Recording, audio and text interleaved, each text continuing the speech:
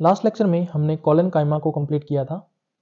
इस लेक्चर में हम थर्ड सिंपल परमानेंट टिश्यू करेंगे जिसका नाम है स्क्लेरेनकाइमा। तो स्क्लेरेनकाइमा जो वर्ड है ये ग्रीक लैंग्वेज से लिया गया है। ग्रीक लैंग्वेज के अंदर दो वर्ड्स होते हैं, एक है स्क्लेरोस और दूसरा है एनकाइमा। यहाँ पे स्क्लेरोस का मतलब होता है हार्ड एंड डेड और एनकाइमा का मतलब होता है डिपोजिशन। अब ये जो हार्ड एंड डेड है ये क्या है? तो हार्ड एंड डेड सब्सटेंस जो है वो होता है लिग्निन। तो इसका मतलब यहाँ पे लिग्निन का डिपोजिशन होगा और लिग्निन जो है वो वाटर के लिए क्या होता है? इम्परमिएबल होता है। अब लिग्निन का डिपोजिशन सेल्स में कहाँ होता है?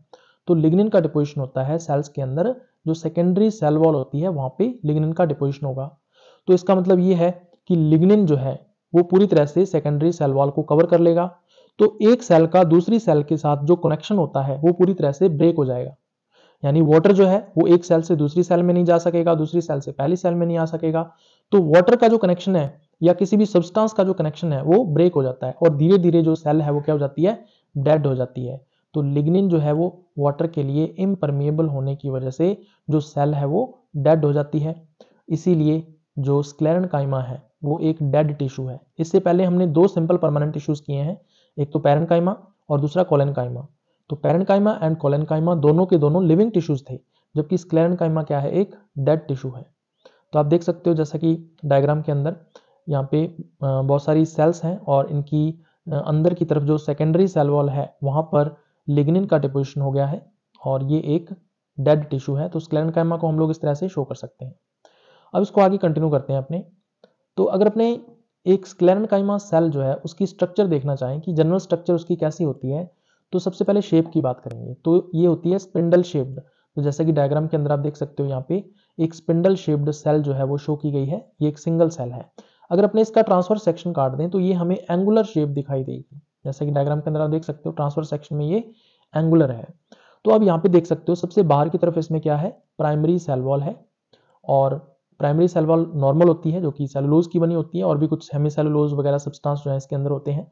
सेकेंडरी सेल वॉल जो है, इस सेकेंडरी सेल वॉल पर लिग्निन का डिपोजिशन हो जाता है। तो इस तरह से क्या हो जाती है? लिग्निफाइड हो जाती है। तो लिग्निफाइड सेकेंडरी सेल वॉल होती है, इस वजह से ये जो सेल है वो क्या हो जाती है? डेड हो जाती है, क्योंकि लिग्निन क्या है? इम्परमिएबल होता है वाटर के लिए। और बिल्कुल सेंटर में आपको देख सकते हो यहाँ पे एक ल्यूमन है।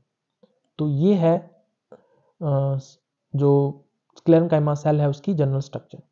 अब अगर अपने टाइप्स की बात करें तो जो स्क्लेरेनकाइमा सेल्स हैं वो लिग्निन की लेयर्स के बेस पर, कि नंबर ऑफ लेयर्स कितनी है उसके बेस पर जो स्क्लेरेनकाइमा सेल्स हैं वो दो टाइप की होती हैं। एक होती हैं स्क्लेरिड्स और दूसरी होती हैं फाइबर्स। स्क्लेरिड जो है इसको स्टोन सेल के नाम से भी जाना जाता है क्योंकि ये बहुत ज़्यादा हार्ड होती है। तो इन दोनों में डिफरेंसेस क्या है ये आपको पता होना चाहिए। तो स्क्लेरिड के अंदर सिर्फ एक ही लेयर होती है लिग्निन की, जबकि फाइबर के अंदर बहुत सारी लेयर्स होती हैं। There are many layers of the lignin. There are concentric layers of the lignin. इसको डायग्राम से देखेंगे अपने। तो अब यहाँ पे देखो जो स्क्लेरिड है इसमें सिर्फ सिंगल लेयर है लिग्निन की, तो इसलिए इस वजह से जो इसकी ल्यूमन होती है वो लार्ज साइज की होती है। जबकि जो फाइबर है उसमें कंसेंट्रिक लेयर्स हैं लिग्निन की, इस वजह से ल्यूमन जो है वो बहुत छोटी रह जाती है, स्मॉल रह जाती है। तो ल्यूमन इसकी स्मॉल होगी, जैसा कि डायग्राम के अंदर आप लोग देख सकते हो यहाँ पे।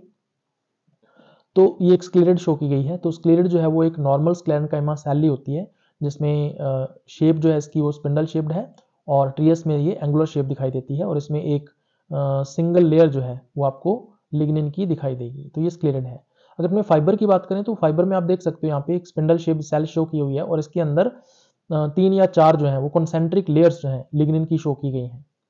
और अगर अपने ट्रांसफर सेक्शन काटें तो उसमें भी लिग्निन की जो कॉन्सेंट्रिक लेयर्स हैं उसको शो किया गया है। तो या फिर ट्रांसफर सेक्शन को हम लोग इस तरह से शो कर सकते हैं कि आप जो ल्यूमन है बिल्कुल सेंटर में बनाओ, बिल्कुल छोटी सी बनाओ। तो ये भी फाइबर को शो करने का एक तरीका है। तो ये है टाइप्स ऑफ स्क्लेरेनकाइमा सेल्स। अब स्क्लेरिड की हम लोग बात करेंगे सबसे पहले। तो स्क्लेरिड जो है वो शेप के बेस पर 5 टाइप्स में इसको डिवाइड किया गया है। तो कौन कौन से टाइप्स हैं वो हम लोग एक एक करके डिस्कस करेंगे। सबसे पहला टाइप इसके अंदर आता है ब्रैकीस्क्लेरिड्स। अब ब्रैकीस्क्लेरिड्स जो हैं वो बहुत ज़्यादा हार्ड होती हैं, दे आर एक्सट्रीमली हार्ड। तो हार्डनेस इनकी बहुत ज़्यादा होती है, इसीलिए इनको स्टोन सेल्स के नाम से भी जाना जाता है, क्योंकि जो स्टोन है वो बहुत ज़्यादा हार्ड होता है। तो आप देख सकते हो ये नॉर्मल टाइप की एक स्क्लेरेनकाइमा सेल है जो कि स्पिंडल शेप्ड होती है और टीएस में एंगुलर शेप जो है वो दिखाई देती है। तो ये जो ब्रैकिस्क्लेरिड्स हैं ये यूनिवर्सल टाइप की होती हैं। इसका मतलब लगभग सभी जो प्लांट्स हैं जिसमें हम लोग बात करते हैं आपके जिम्नोस्पर्म्स की और एंजियोस्पर्म्स की। एंजियोस्पर्म्स में अगर अपने डाइकोट्स की बात करें या मोनोकोट्स की बात करें तो उन सभी के अंदर आपको ये जो ब्रैकिस्क्लेरिड्स हैं ये देखने को मिलेंगी। दूसरा टाइप इसमें आता है मैक्रोस्क्लेरिड्स। जैसा कि इसके नाम से पता चल रहा है, मैक्रो का मतलब होता है लार्ज, तो लार्ज साइज की ये स्क्लेरिड होती हैं और ये अरेंज्ड होती हैं जस्ट लाइक पैलिसेट टिश्यू। तो पैलिसेट टिश्यू में क्या होता है, कोल्यूमनर सेल्स होती हैं जो एक लेयर में अरेंज्ड होती हैं। तो बिल्कुल इसी तरह से लेयर में अरेंज्ड ये सेल्स होंगी, जैसा कि डायग्राम के अंदर आप देख सकते हो यहाँ पे। तो ये लेयर में जो सेल्स हैं वो अरेंज्ड है और हर एक सेल कैसी है, स्पिंडल शेप्ड है और हर एक सेल क्या है, स्क्लेरेनकाइमा है। तो इस टाइप की जो सेल्स हैं वो लार्ज साइज की हैं, इनको मैक्रोस्क्लेरिड्स के नाम से जाना जाता है। अब ये सेल्स जो है ये कहाँ पाई जाती हैं, जो मैक्रोस्क्लेरिड्स हैं ये हमें सीड्स में देखने को मिलती हैं। अब आपको पता होगा जो सीड है वो बहुत ज़्यादा हार्ड होता है क्योंकि उसके सीड कॉट के अंदर जो मैक्रोस्क्लेरिड्स हैं वो प्रेजेंट होती हैं। तो यही मैक्रोस्क्लेरिड्स जो हैं वो सीड को हार्डनेस प्रोवाइड करती हैं। तो इसी वजह से जो सीड है वो लंबे टाइम तक डोरमेंट रह पाता है। इसके अलावा जो मैक्रोस्क्लेरिड्स हैं वो हमें कहाँ देखने को मिलती हैं, एक फर्न होती है मार्सिलिया, जो कि एक एक्वेटिक फर्न है, वाटर के अंदर पाई जाती है। इस मार्सिलिया में एक रिप्रोडक्टिव स्ट्रक्चर बनती है जिसको बोलते हैं स्पोरोकार्प। तो स्पोरोकार्प की जो वॉल होती है उस वॉल में मैक्रोस्क्लेरिड्स आपको देखने को मिलेंगी। डायग्राम के अंदर देख सकते हो इस तरह से आपको यहाँ पे स्पोरोकार्प शो की गई है और इस स्पोरोकार्प की जो वॉल है ये वॉल जो है किसकी बनी होती है, 4 लेयर्स की बनी होती है और इन 4 लेयर्स के अंदर मैक्रोस्क्लेरिड्स ही होती हैं। तो ये भी काफ़ी हार्ड स्ट्रक्चर होती है सीड की तरह ही जो स्पोरोकार्प है मार्सिलिया की।